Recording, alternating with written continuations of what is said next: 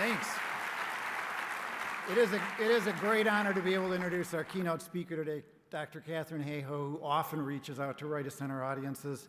I have the privilege of working with Conservative Caucus members in CCL that are, many of them sitting around you with a red banner badge. And those are the people that go out and speak to college Republicans, young Republicans, National Federation for Republican Women's Clubs across the country. They're also the people that have tabled at the GOP state conventions in Texas, California, and Utah. And they're the people that frequently, they're the people that frequently reach out to the conservatives that are right across the fences we build in our own backyards. Something we ask all of us to try and do. My honor in introducing Dr. Katharine Hayhoe is much deeper than that, though. My honor is more because of her scientific background and credentials and approach. I was raised in a family that valued independence, staunch independence, some might say stubbornness. But I was also raised in a family that valued science. My Aunt Marion researched lipoprotein metabolism at University of Washington. My Uncle Bert developed and grew the Department of Chemistry and Biochemistry at UC Boulder, and where his daughter is currently a professor of atmospheric chemistry. And my dad was a professor of biochemistry at Michigan State University and a member of the National Academy of Sciences. All right, some Michigan State fans. He instilled in me a driven approach to question deeper the scientific material that I struggled with and dealt with. He also encouraged in me an approach to see connections between scientific disciplines, and Dr. Hayhoe epitomizes both of these approaches. So it is a great honor to introduce a scientist, a respected scientist with over 100 peer-reviewed technical papers, with a bachelor's in astronomy and physics and a master's and a PhD in atmospheric science. She was the lead author on the second, the third, and the fourth national climate assessments. To make this work she's doing more accessible, she took many extra steps. She created and hosts the PBS Studios podcast, Global Weirding, now in its third season. She has a TED Talk that's on YouTube that has over 1.5 million views on climate science, and has a transcript available in 16 languages. As a reflection of her communication skills, the 10-year-old out-of-print science book that she wrote with her husband, A Climate for Change, is now available on Amazon as a worn copy for 3 times its original list price. Yeah. So please give a warm introduction to a respected scientist, a great communicator, and a friend of Citizens Climate Lobby, Dr. Katharine Hayhoe.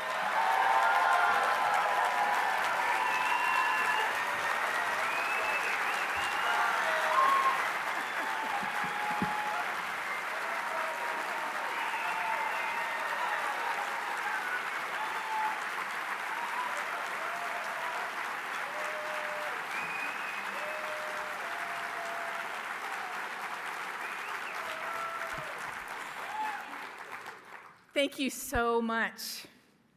Are we done now? Actually, we're not. And I know this is a huge room, and it feels like there's a lot of people, but in many ways, we also kind of feel like family, too. So rather than giving you, a talk where I talk to you a lot about the science, well, there has to be some science, because that's what I do. I want to have a conversation. And the way that we're going to be able to do this conversation with so many of us together is you're going to take out your smartphone if you have one, your iPhone or phone. If you have a laptop, you could use a laptop too.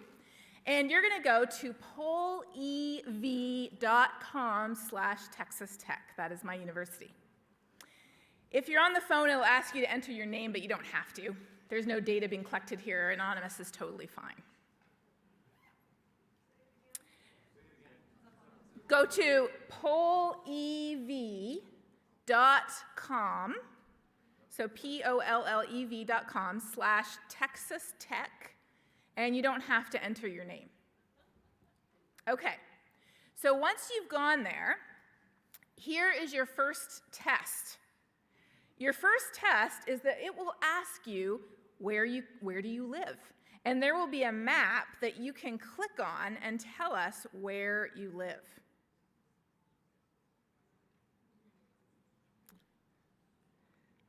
It's trying really hard. It's trying very hard, in fact, you can see. You can do this, come on. There we go, look at that. All right, so every green dot is where you live. It looks like we've got a couple of people from Canada. We've got a few people out in the middle of the ocean. Welcome.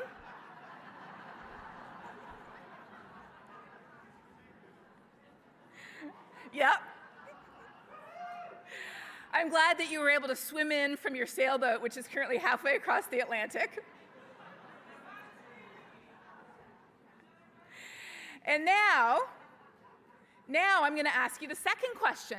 How many CCL conferences have you attended? Is it your first one? If so, answer A. Your second, at least 3, too many to remember, and all of them. This is amazing. So almost 60% of us, it's our first one. Yeah. That is really cool. If I had to answer, my answer would be B, but it's been a number of years. In fact, it has been 4 years since I was here. And last time I was here, it was really awesome because I was here with the 700 Club. They were here to kind of track what I was doing for the day and then have a conversation with me and my husband, who's a pastor, about a changing climate and about how if you're a Christian, you actually already have all the values you need to care about this planet and the people who inhabit it. So you can still find my husband and I talking climate change on the 700 Club, and there's some clips from this meeting 4 years ago there.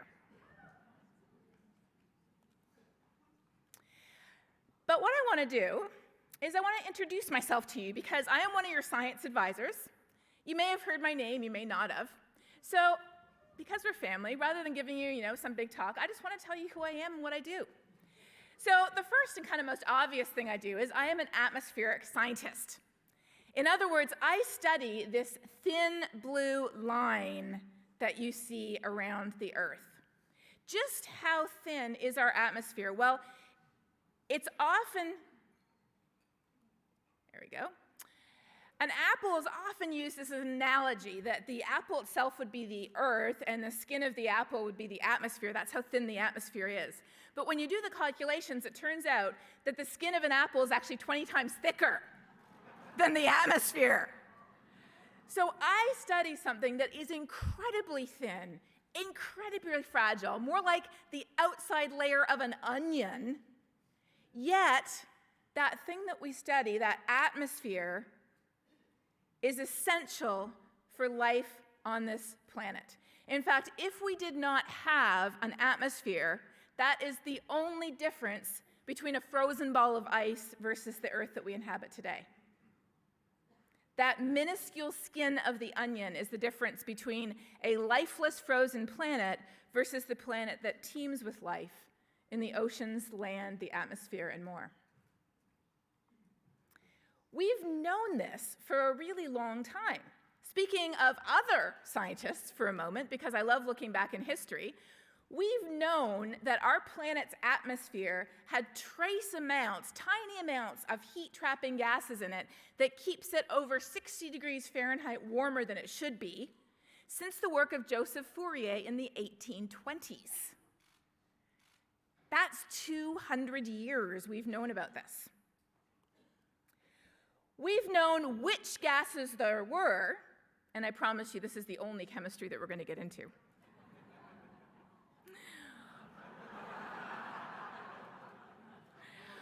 Water vapor, I know, I hear the calls for more chemistry. Water vapor, methane, CO2. John Tyndall, a British scientist in the 1850s, actually identified which gases were responsible for the fact that our planet is warmer than it should be. And he even went further. Do you know that he linked methane specifically to coal mining? And he figured out in the 1850s that by digging up and burning coal, we were actually increasing the levels of these gases in the atmosphere. Now, at the same time, on the other side of the Atlantic, there was John Tyndall's exact opposite. John Tyndall was a very educated scientist. He had degrees. He had done postdocs and research positions all around Europe. On the other side of the Atlantic, there was a woman called Eunice Foote. Now, we're not 100% sure that this really is Eunice. Her 7th grade niece and I are tracking down photos. We found her daughters. We found her husband. People think this might be her, but we haven't confirmed it yet. But I like to show a picture. This is what she would look like if it were her.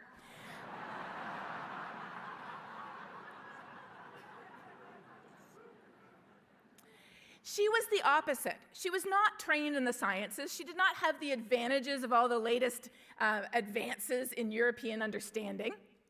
She was an amateur scientist and an advocate for women's rights. And in her spare time, she did experiments, including putting a bunch of glass jars out in the backyard in the sun with different types of gases in them and measuring how their temperature changed. She wrote up her work, and it was presented on her behalf at the annual meeting of the American Association for the Advancement of Science in 1856, a meeting that still exists today, which I presented at last year. And in it, she said, now, they used a lot of words back then, so let me just translate this. She's talking about carbon dioxide, and she says, if there were more of it than at present, an increased temperature would result. Isn't that amazing? A woman with nothing more than her very intelligent brain in her backyard and some glass jars in upstate New York in 1856, speculating that if CO2 were higher, the planet would be warmer. You might say, okay, but we've advanced a lot. Now we actually know how much warmer.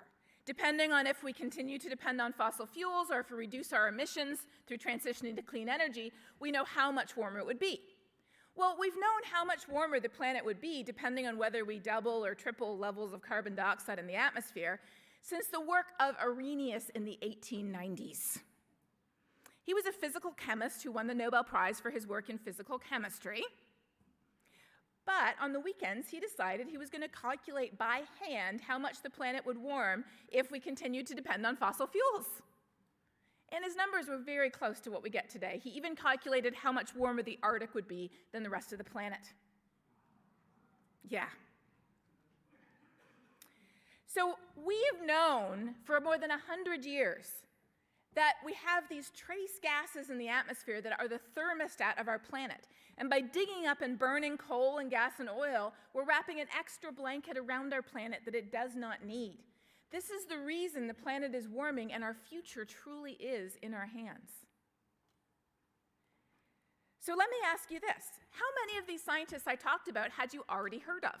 Now be honest, because nobody knows what your answer is, okay? Total surprise, heard a few names, everyone except Eunice, and some smarty pants know them all. Oh, I love this. Okay, we're at 40% total surprise, 30% I've heard a few names, 20% everyone except Eunice, and then about 10% know them all. Excellent. Well, there's a reason why there's 10% there. And one of the reasons why is because we have this PBS series called Global Weirding, and one of our episodes is called How Long Have We Known About This? And it goes through every single one of these names, including Eunice. So 90% of you need to go out and watch that episode and share it. And that's the second thing I want to tell you about myself. So in addition to being a scientist and a professor, I teach classes, I do research, I write research grants. I also host this PBS YouTube series, and the reason I'm able to do that is because the financial support that we have for it, which pays for the cartoon and the art design, I donate my time, PBS donates their time, the financial support comes from you.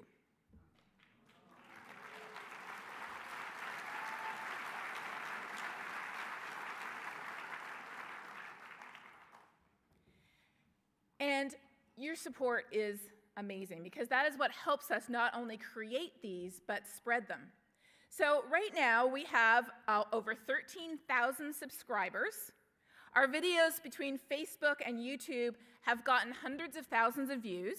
We just finished this season. The season runs from about September to March. We just finished this season with a look at every single region around the United States. So whatever region you're from, we have an episode specifically for you, and of course we had to do one for Canada too.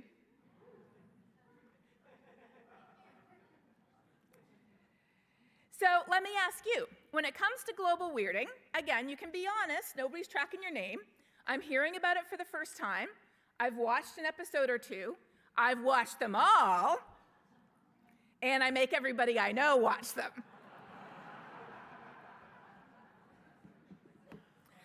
All right, this is good. Because what I need you to do is go to YouTube. You don't have to do it right now, but think about it when you're at your computer. Go to YouTube or on your phone right now and go ahead and subscribe. Go ahead and subscribe to our YouTube series. And the reason why I want you to know about this is because this is a resource for you. Often when I travel around the country and I meet with people at different CCL chapters around the country, people say, well, we've got all these great new volunteers, but they don't feel like they know enough to really have a good conversation about this. How do we really know? Like, what if somebody says it's just a natural cycle? What do I say? Or what if somebody says, well, it doesn't matter to us. Warmer's better if we live in Alaska. What do I say? Or they say, oh, you know, those scientists are just making it up for the money. How do I know that isn't true? That is actually the title of our third most popular episode.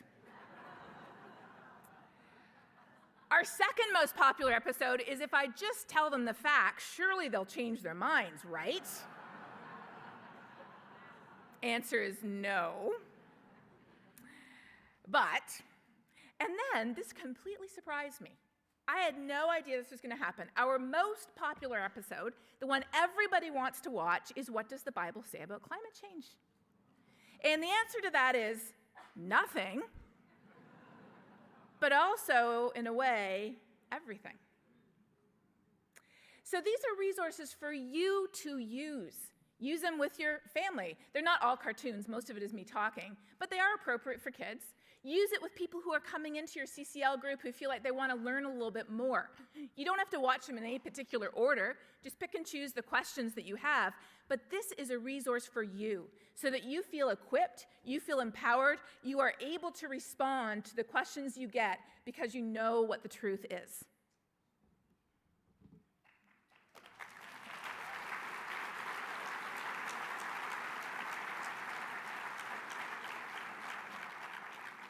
I should also add that they're really short.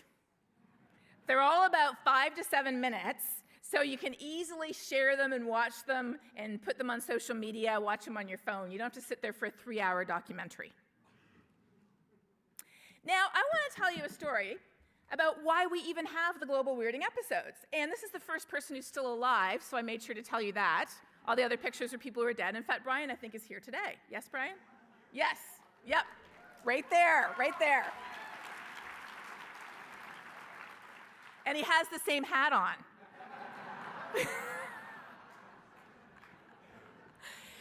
So why do we have the Global Weirding series? It isn't only because of your financial support, it's actually because the idea came from a CCL member.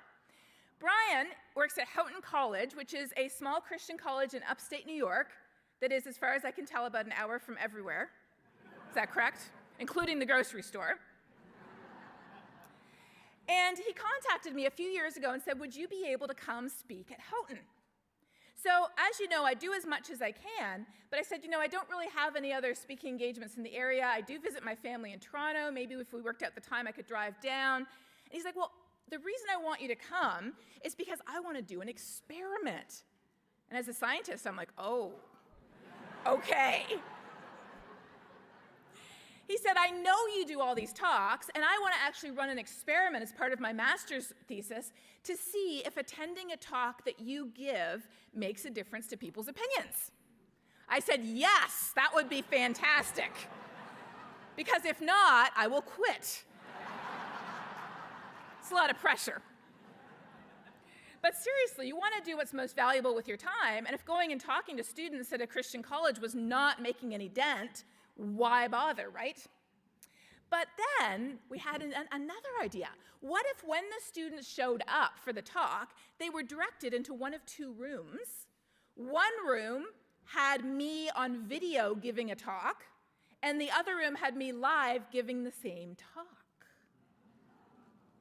Yes. So Brian got together, actually with my dad, who's a science educator who works at a Christian university in Canada called Tyndale, and they found, first of all, excellent news, that there was a significant difference before and after attending about 35, 40-minute talk that I gave.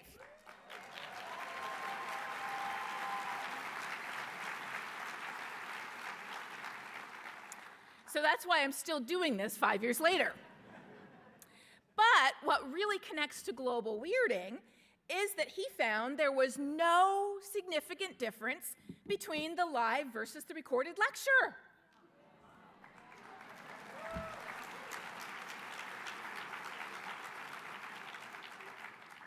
So you might say, wow, I really wish you could come visit my chapter. And I put my stuff online so that you know, whenever I'm in the area, I do want to visit you. But it turns out it doesn't matter. You already have recorded me, and apparently recorded me is just as good. Which is awesome, because instead of speaking to 80 or 100 or even 200 people in a room where I fly somewhere and I burn a lot of carbon and I spend 3 days, you can get 10,000 people watching a video. Or 35,000 if it's about what the Bible says about climate change. So that's the story of global weirding and what it has to do with CCL. Yes.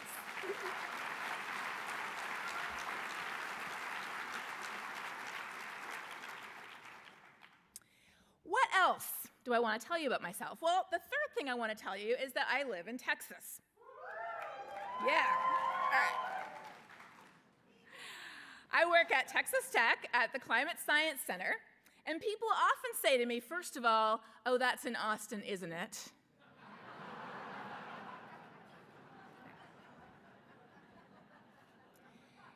It is in Lubbock. And then people often say to me, why do you live there?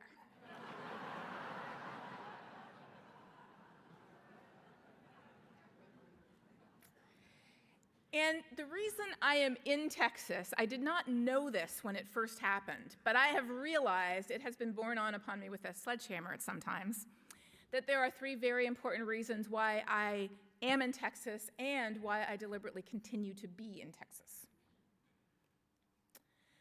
Reason number 1 is I live in one of the states where there's a lot of people who think what I do is 2 steps lower down the credibility ladder from astrology.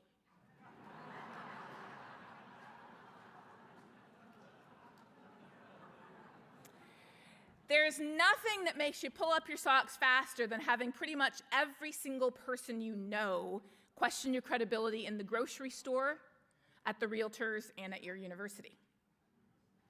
This is a map from the Yale program on climate communication. I love their maps. They have a whole series of maps, including Do You Support a Price on Carbon, which is actually uniformly orange across the whole country. Yeah.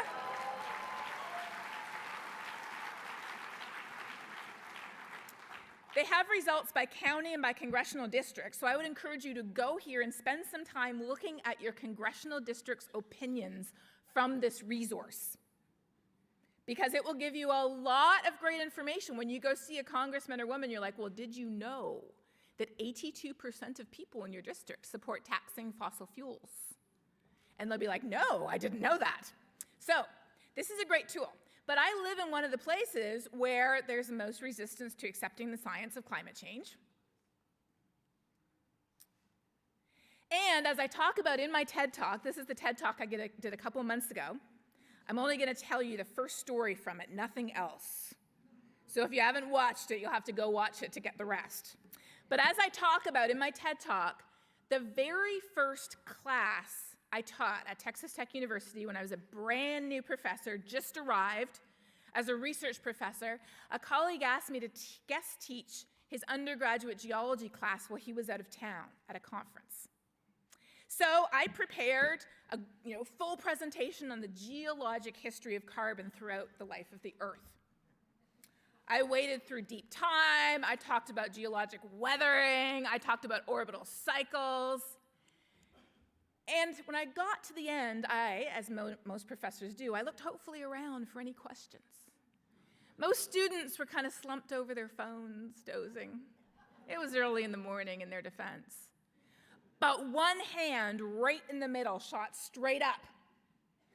So I looked encouraging, and he stood up, and in a loud and rather belligerent tone, he said, "You're a Democrat, aren't you?"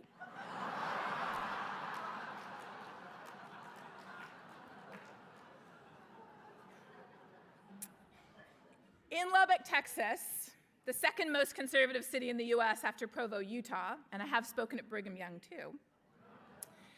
In Lubbock, Texas, we have Republican candidates for each election, and then we have conservative Republican candidates that spend all their time talking about how liberal and socialist the Republicans are.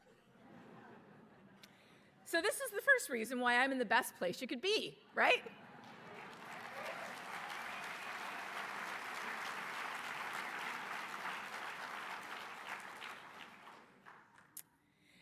But I am a scientist who specifically studies what climate change means to us in the places where we live.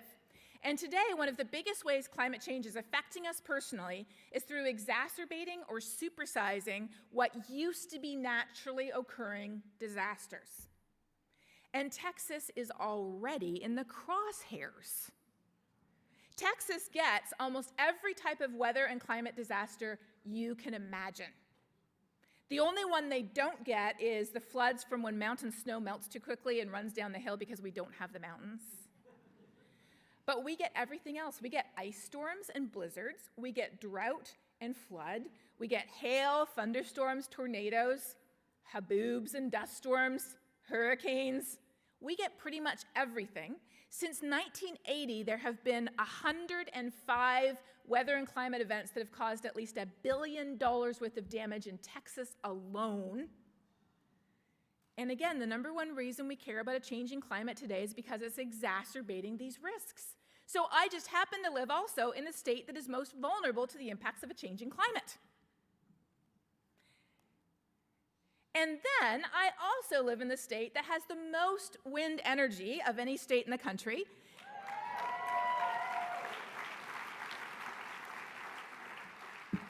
And I live in a part of the state where if we just took about 100 by 100 square mile area, 100 this way, 100 that way, which if you know West Texas is what, 3 farms? Maybe a bit more. And covered it with present-day technology, solar panels, that would be enough to supply the entire country. Yes. So when it comes to climate change, I want to ask you this question. What is unique about your state or region? What is unique about your region? If you're from Texas, try to think of something else too. You can enter a whole sentence, you can enter multiple words, you can enter a single word, totally up to you. No, I do not accept the nothing, people. Do not accept it. I went to graduate school in Illinois, and even in Illinois, there's something special. My cousin said, do not watch Children of the Corn before you move to Illinois. All right, so what have we got here? We've got algae bloom, hawks, lots of solar, extreme fires, sea level rise, flooding. You've got Washington in your region. That's special. So there's impacts that we're seeing, there's solutions we're seeing, and there's also opportunities to have conversations that we're seeing that are unique. Yes, floods. I'm guessing that's the Midwest. There's opportunities to have conversations about these things. Every region is unique, and where you are from is a really important part of the conversation that you can have with people.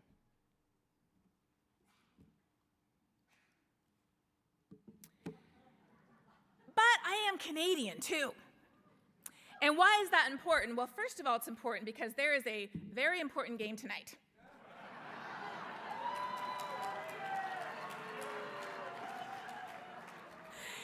Now, Golden State might win this one. I mean, for their self-respect, they should. I I can say this because my husband is a huge fan of the Warriors. He got to meet Steph Curry's dad the other day, and he was so thrilled. But we're going to take it. Nicely.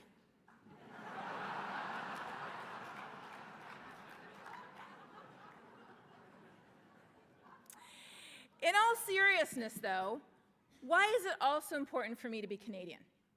It is because in the United States, for the last 5 years, so during the Obama administration until now, climate change has been one of the most politically polarized issues in the entire United States, where the #1 predictor of whether you agree that climate is changing, humans are responsible, the impacts are serious, and we should act, is not how much you know about science, about impacts. It is simply where you fall on the political spectrum. That is it. And so, not falling on the political spectrum, being part of a multidimensional political spectrum, as we have in Canada,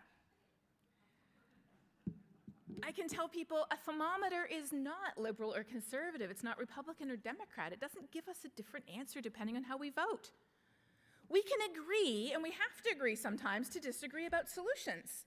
We have to, because we may have our favorite solution. I kind of think most people here do. Just a thought. We might have our favorite solution, but scientifically speaking, the planet doesn't care how we cut the carbon. It just cares that we do it.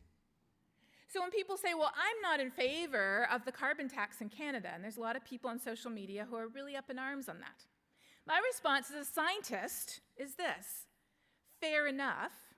So what's your plan to cut carbon?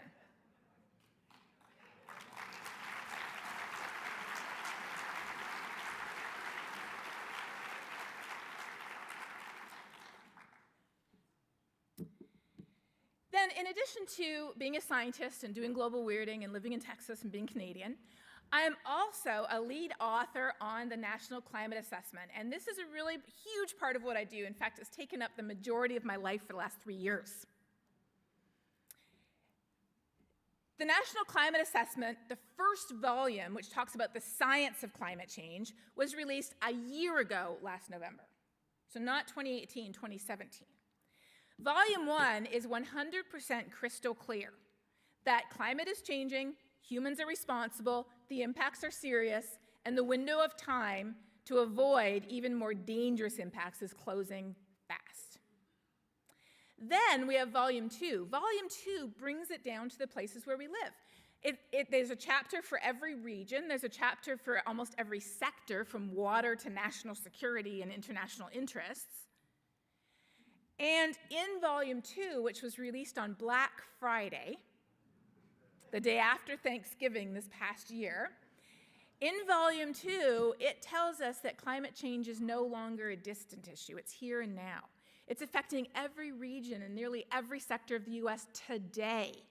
We are actually starting to adapt, even if we don't call it that, but we're not doing it fast enough. Our choices matter today more than ever. As one of the few non-federal authors of this massive report, I do a lot of myth-busting.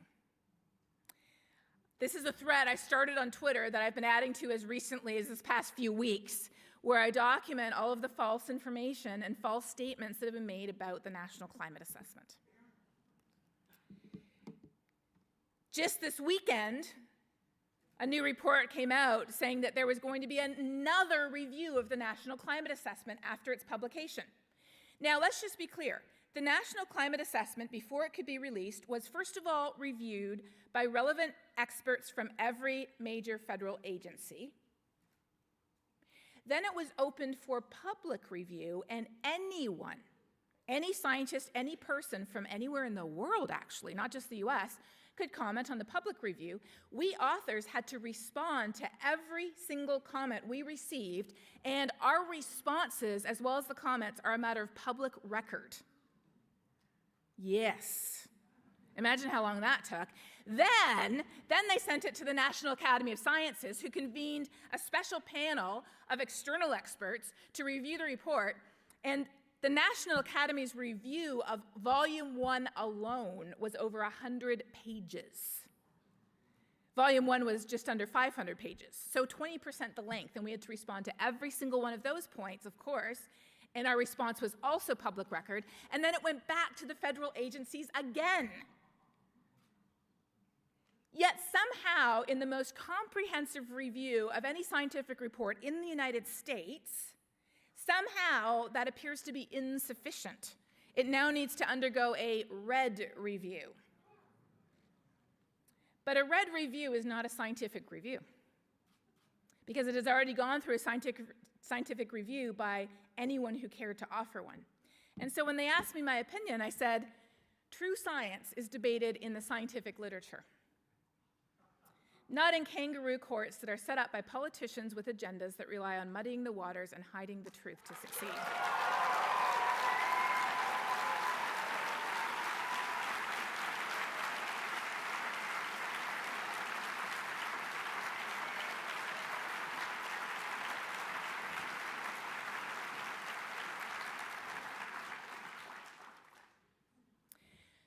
So that's what I spend a lot of time doing. And a lot of this involves talking about climate change. And when we first start talking about climate change, and you have probably experienced this, because we all talk about climate change, when we first start talking about it, we think everyone will care about it for the same reasons I do. Now be honest, have you thought that? Thank you. I didn't collect the statistics, but I think the majority of us would agree. So my first talk to that group of undergraduate geology students in that cavernous lecture hall, I assumed science is so cool, clearly they would think so too. Wrong. Then we think, okay, stage 2. Everybody needs to care about it for the same reasons I do. So what do I need to do? I need to change people's values. Well, if you have children, you know that the values get hardwired in at an early age.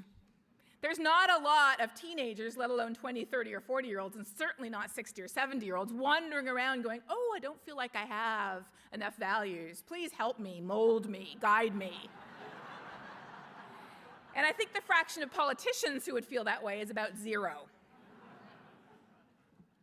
So after that geology class, when I got invited to speak to the League of Women Voters of Texas and the American Association of University Women and our local senior citizens home, I was thinking, okay, I've figured out by now that they might not think science is the coolest thing, but so I have to show them it is.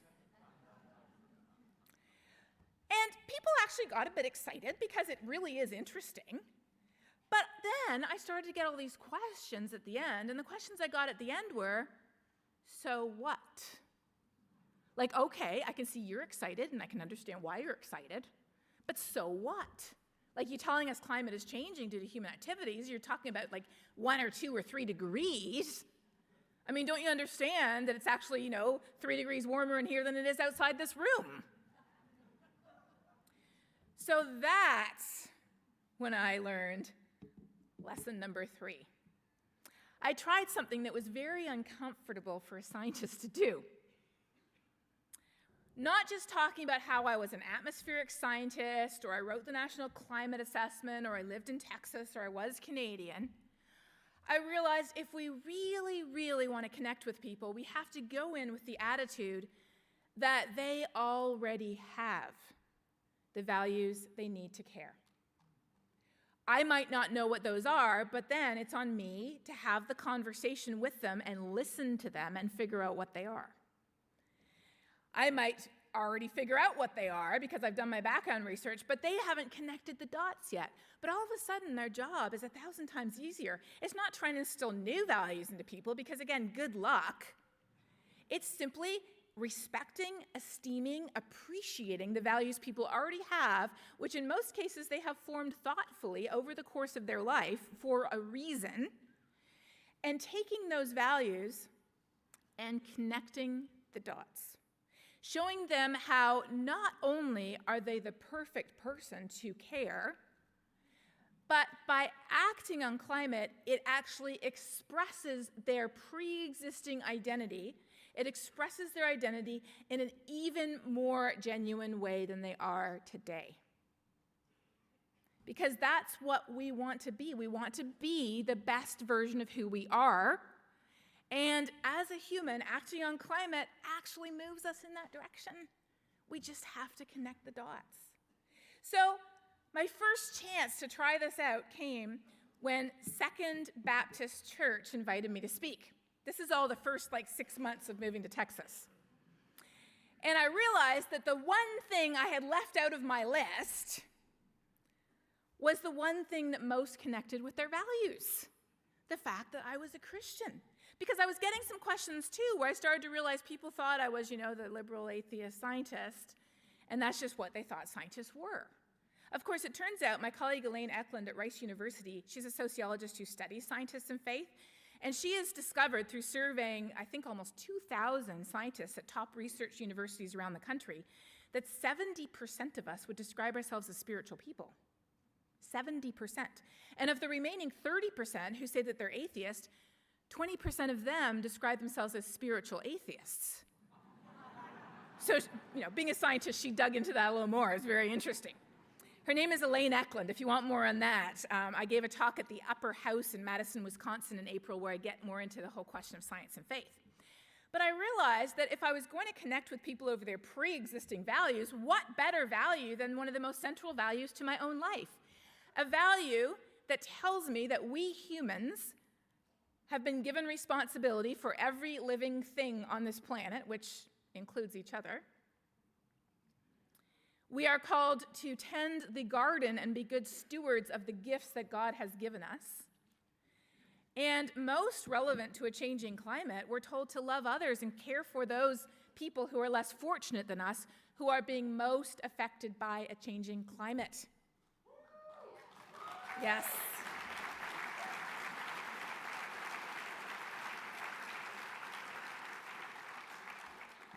So when I did that, and that first time it felt really uncomfortable, but it was genuine. It is what I believe and who I am.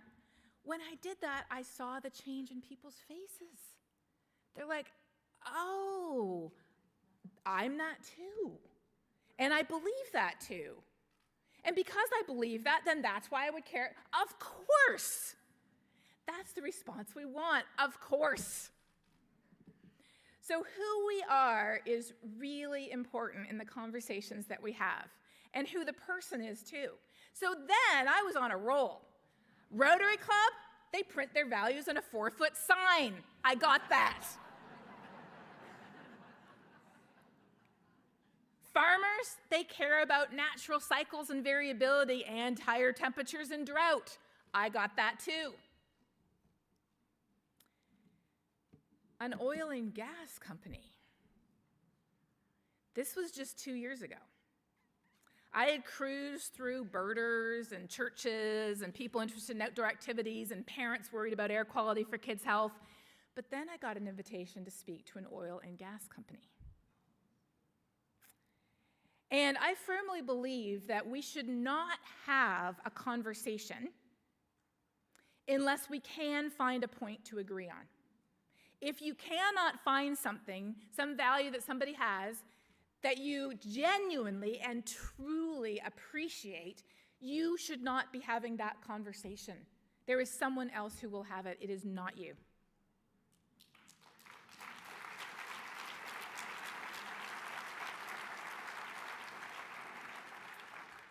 But I don't give up easily. So I thought to myself, what do I connect with? And this is what I realized.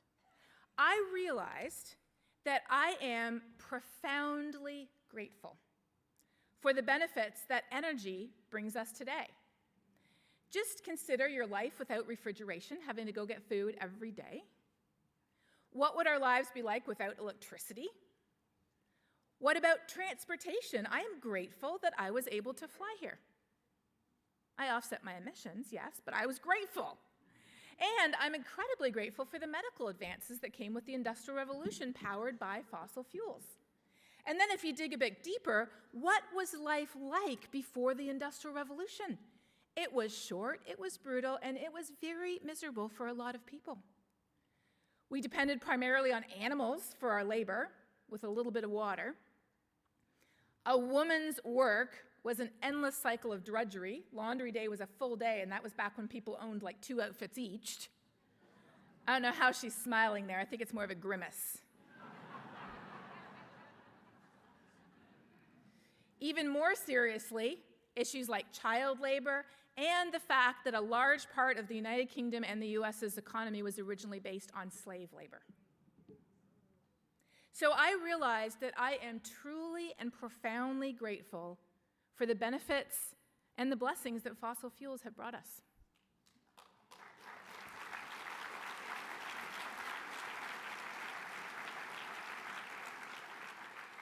And when we talk about the future, it's not a case of pulling the plug on our energy, because we would be worse off if we did that today. It's a question of replacing the old ways of getting energy that we've been using for hundreds of years with newer and better sources of energy, just as we have replaced party line telephones with cell phones and horse-drawn carriages with cars. And who knows energy better than an energy company? So I went into Pioneer, and we had a fantastic conversation. I expressed my gratitude for what they do. It is not an easy job. It is a very difficult job in many parts of the world, and they are the people who, despite the fact that in Texas we got 19.2% of our electricity from wind and solar last year, it is fossil fuels that really still keep the lights on.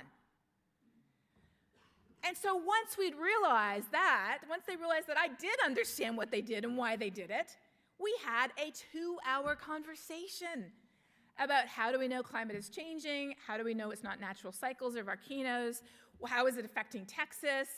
Turns out they're putting a wind farm on their operations. And then I invited their VP to come back to Texas Tech with me the next year to have a conversation with me and Bob Inglis about conservative solutions to a changing climate.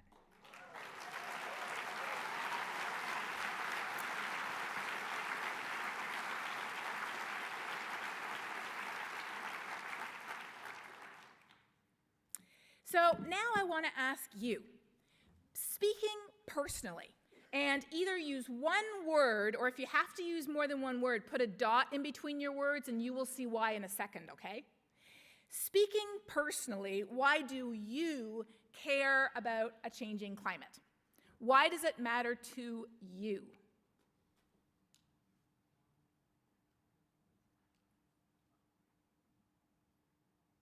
I love this.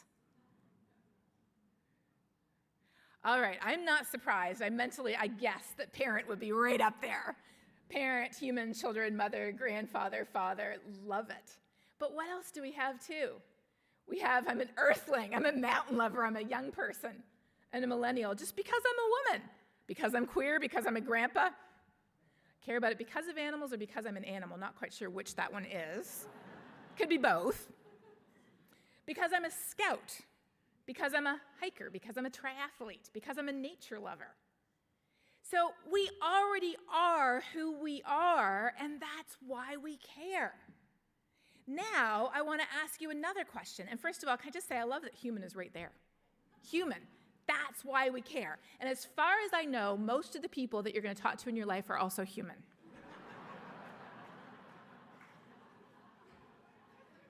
Point of connection right there. So now I want to ask you this. Again, use a dot if you have more than one word. Who would you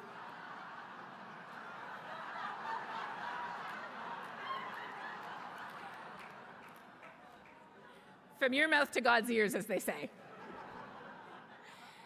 Who would you like to have a conversation with? Mitt Romney, the Koch brothers, Trump, my neighbor, parents, students, my mom. Somebody said me in there, I think. You're having that right now. We're having a conversation right now.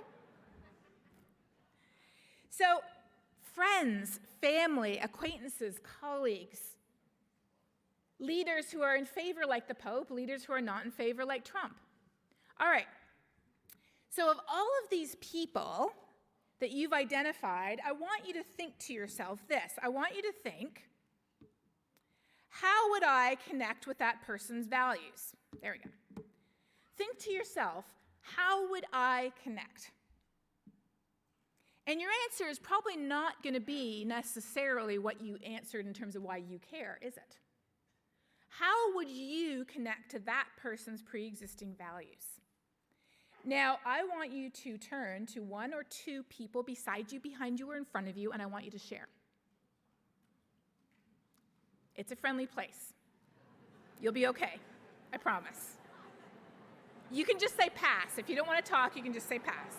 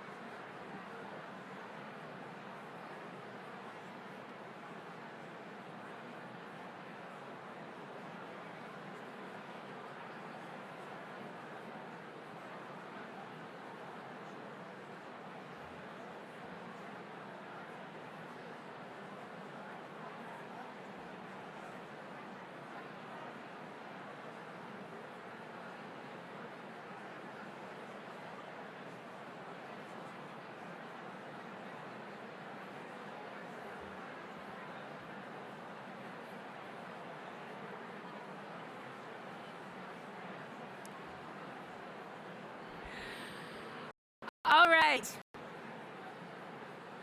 I realize this could go for another half hour.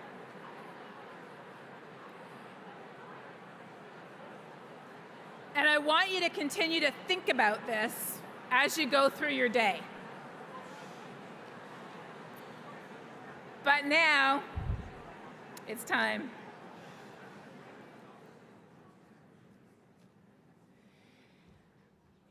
I want to end by emphasizing the word that showed up right in the middle of why we care about a changing climate. Because every single one of us on this planet, no matter who we are, no matter how we vote or don't, no matter what we believe or don't, no matter where we're from, what we look like, we all need air to breathe, clean air. We all need water to drink, clean water. All of us want a safe place to live. All of us need food. We were not designed to float around in outer space.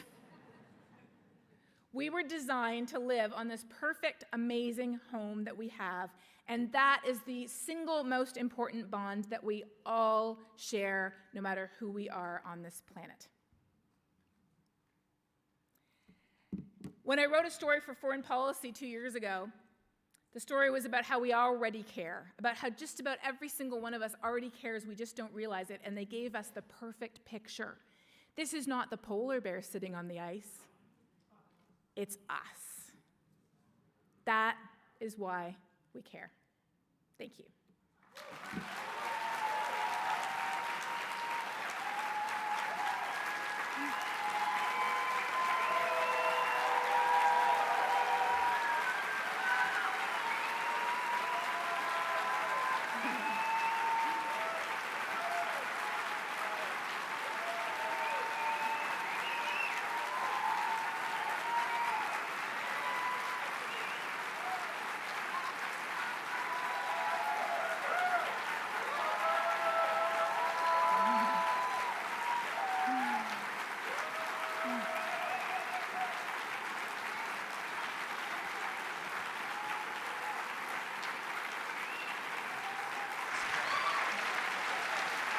Katharine?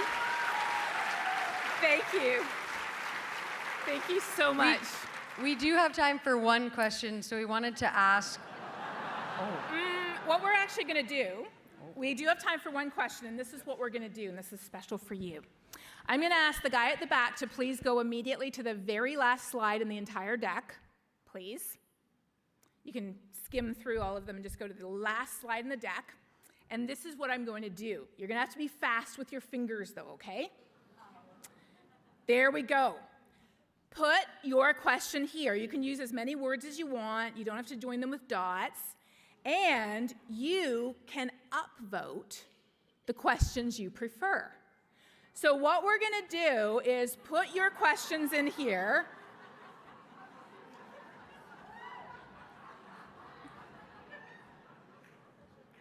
Put your questions in here, upvote the ones that you want answers to, and you know what I'm going to do? I'm going to make a special video just for you guys that answers the top 5 questions.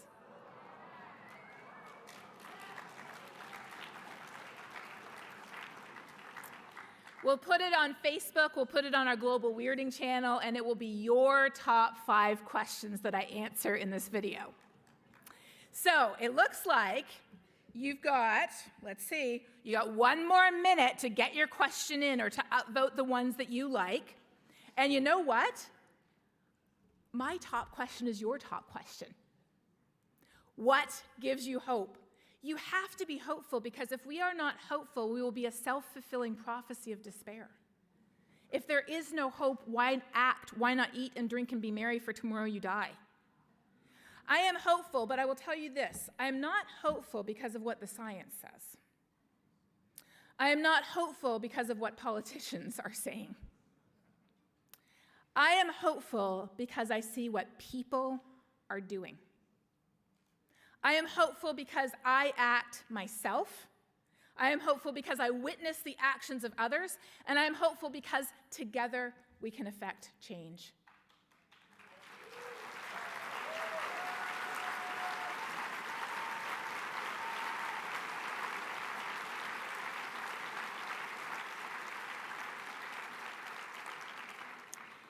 Together, we give each other hope. That is where it comes from. So stay hopeful, be informed by a knowledge of how bad it is.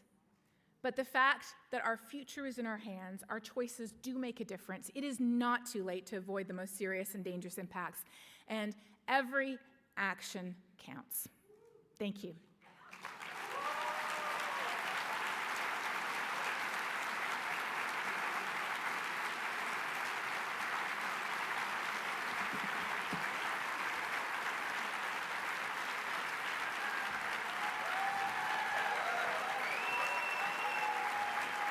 Please welcome Princella Talley.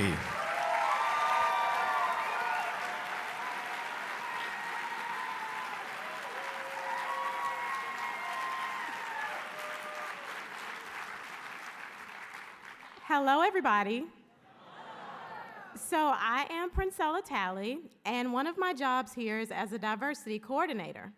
What I'm working on is building a strong and beautiful team that more accurately represents the diversity of the citizens we have in this beautiful country and world that we inhabit.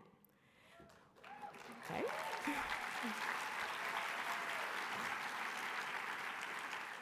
And what I'm hoping to accomplish is a vast network that is a constant reminder showing us that everyone's voices and skill sets belong at the table to create a more livable world. Another part of my job is working as a development associate, which means that I get to work with Lene Pettingill. And one of the things I love most about Lene is her spirit of perseverance. She blends focus and kindness and grace. And Lene sees past what is and focuses on what can be. She reminds me to be brave enough to keep going when someone says no, brave enough to embrace the vulnerable moments, not just the successes. And I'm especially moved by Lene's candor and her strength. Ladies and gentlemen, please join me in welcoming Lene Pettingill.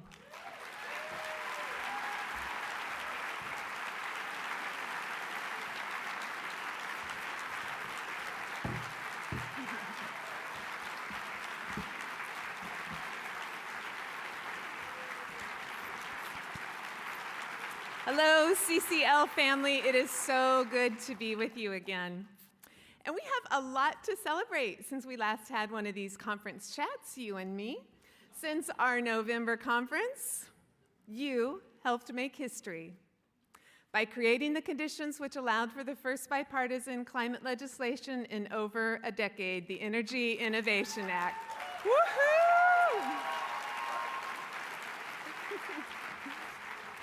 This was a vision we had held for so long, and now we've made the first step a reality. A vision that many said was impossible, would never happen. But, as Mark Reynolds likes to say, my people eat impossible for breakfast.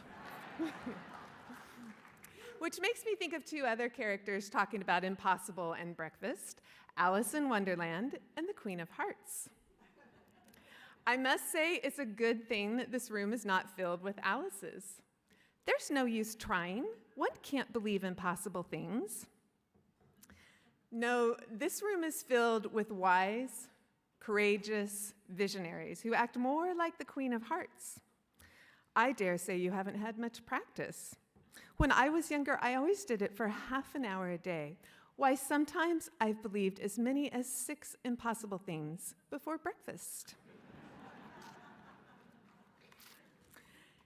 In a moment, I'm going to ask you to actually close your eyes. And together we're going to visualize some things which the Alices of this world might say are impossible, but you and I know one day we will make reality. And for anyone in the room super uncomfortable closing your eyes, you don't have to. But it will be much more powerful for those eyes closing folks, just saying. Okay, ready? So go ahead. Close your eyes, take a deep breath in, and as you let it out, open your mind to possibilities. First picture in your mind, November 27th, 2018, the day that the Energy Innovation Act was first introduced in the U.S. House of Representatives. An incredibly joyous day for us all. And then see in your mind, one day later, the press conference we held on the steps of the Capitol.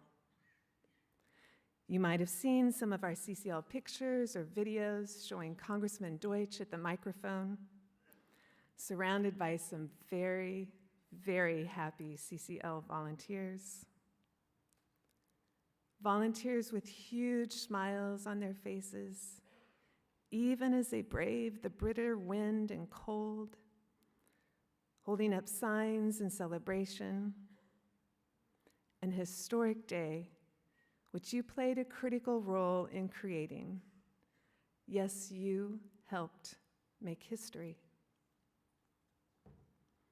Now continue to keep your eyes closed and let yourself be pulled forward in time. Feel momentum building in the U.S. for a significant climate solution. In fact, now we're back on those Capitol steps. This time, our press conference is to celebrate the actual passage of our climate bill. The House, the Senate, the President have all come on board. Somehow, every single one of us in this room has made it to the press conference. We're a huge, joyous crowd, reveling in this moment we've all worked so hard for. This moment that so many said was impossible, yet we held out our courageous vision of possibility and turned this vision into reality. Continuing to keep your eyes closed, allow this positive momentum to carry you forward even more. Several more years have gone by, and now many climate bills have passed. And huge breakthroughs have been made in carbon sequestration and other technological advances which add even more momentum to all the enacted climate legislation. So much so that the carbon count has actually stopped rising. In fact, it's now starting to decrease, heading down, working its way back towards 350 parts per million. And with these reductions in carbon dioxide and other greenhouse gases, our climate stabilizes. Our weather calms down, and the world lets out a collective sigh of relief, knowing we were finally able to turn this ship around, steering it back to safer, calmer waters. In a moment, we'll energetically come back to this time in this room, but before we do, know that you and the more than 1,500 other people in this room and the 135,000 plus other CCL volunteers outside this room and the millions of other climate activists all around this world are all practicing the impossible every single day. And together, we will ensure a healthy climate for generations to come. Take one last deep breath in, remembering this vision in your mind. And as you let it out, open your eyes. Thank you for playing along with me, and thank you for believing in as many as 6 impossible things each day. And as your development director, I'd like to thank you for the seemingly impossible fundraising goals that you help us shatter on a regular basis. In my 20 years of fundraising, I have never seen a more generous and devoted group of donors and volunteers. You inspire me each and every day. And each time I think one of our fundraising goals is not going to be met, you come through, donating generously, eating impossible for breakfast. So our combined budget this year for CCL and sister nonprofit Citizens Climate Education is $5.4 million.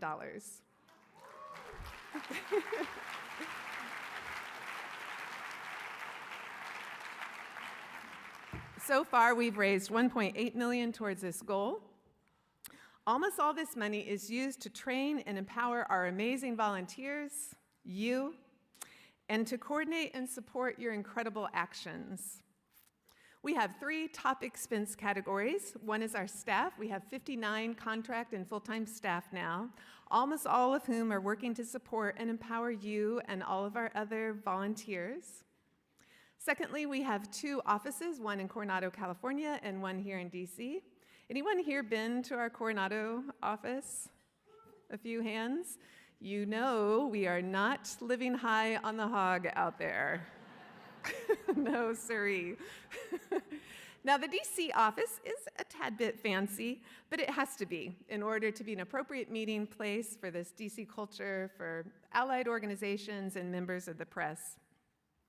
And then our last big ticket item are regional and national conferences, almost always operating at a significant loss, which is a conscious decision we've made to keep this affordable for all, and even offering scholarships for those in need. I'm proud to let you know that we keep our fundraising expenses to right around 15% each year, which is much better than average and what's considered acceptable. I keep a close eye on our expenses and assure you that each dollar you choose to invest in our work will be used wisely and prudently. If you are able to support our work with a gift, in addition to your amazing volunteer work, that'd be greatly appreciated. To do so, just go to our website, citizensclimatelobby.org, click on the donate button. And if you become an Evergreen monthly donor, your gift will be matched each month by our Climate Guardian matching gift pool. So Climate Guardian donors make contributions of $10,000 or more in support of our work, and they play a critical role in our ability to make budget each year. If you happen to be able to support our work at this level, or know someone who would and would like to learn more, please see me or one of the members of my awesome development team right up front here at the break. Or you can contact me later. My contact info is in the annual report that you received in your conference materials, and my contact info is on the last page. I'll be thrilled to hear from you. So, as the Queen of Hearts suggests, Let's keep practicing the impossible every single day. And let's joyously celebrate each and every time we create a new, hopeful, exciting reality. I know we will. Thank you so much.